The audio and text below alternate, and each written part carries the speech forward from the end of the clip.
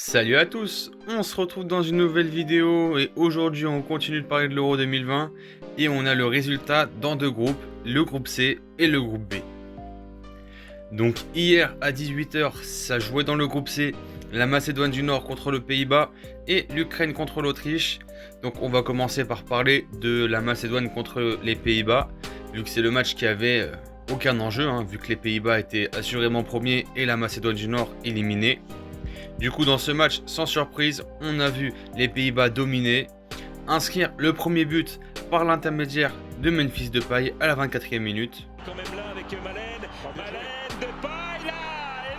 Doubler la mise par l'intermédiaire de Wijnaldum à la 51e. Coup de pied arrêté avec la Juve, Memphis Depay. Et puis le doublé du milieu du Paris Saint-Germain à la 58e.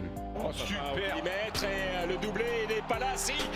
Donc voilà, ensuite l'autre match qui se déroulait au même temps et qui avait plus d'importance se jouait entre l'Ukraine et l'Autriche. Match assez serré, on sentait du coup l'importance de ce match, mais on a vu quand même les Autrichiens supérieurs aux Ukrainiens et ça a payé vu qu'ils ont marqué à la 21e minute.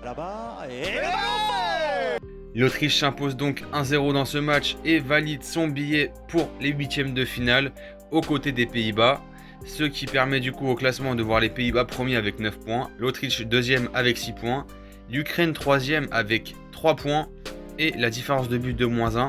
Ça c'est important car du coup au classement des meilleurs troisièmes, l'Ukraine se place assez mal. C'est pour ça que je dis que c'est important. Quand on voit dans le groupe A que la Suisse est à 4 points, l'Ukraine qui avec 3 points et une différence de -1 voit sa qualification pour les huitièmes très compromise. Ensuite on va parler du groupe B et d'abord du match entre la Belgique et la Finlande.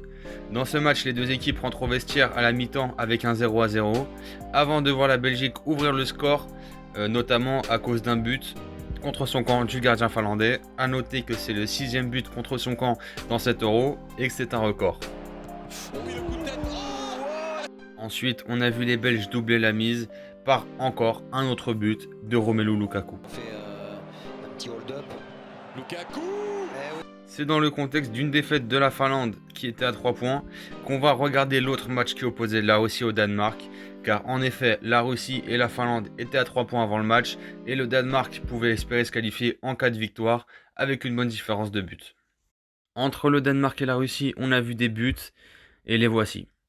Bien donné avec la récupération. Damsgaard avec cette relance, le ballon récupéré.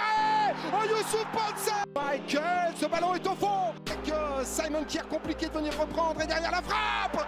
Son duel face à Djika Norsgaard. Donc ça fait une victoire 4-1 des Danois qui, on le regarde au classement, arrivent à se qualifier en étant deuxième. Voilà, donc très beau parcours des Danois qui, après leur première défaite contre la Finlande, notamment match marqué par le malaise d'Eriksen, et ensuite la défaite contre la Belgique, arrivent à se qualifier en étant deuxième. Donc voilà, retournement de situation assez incroyable et franchement mérité pour les Danois.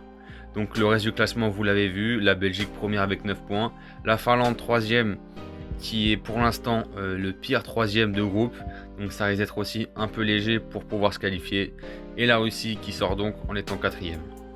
Donc voilà, c'est tout pour aujourd'hui, j'espère que je vous ai aidé à suivre l'Euro, et je vous dis à demain.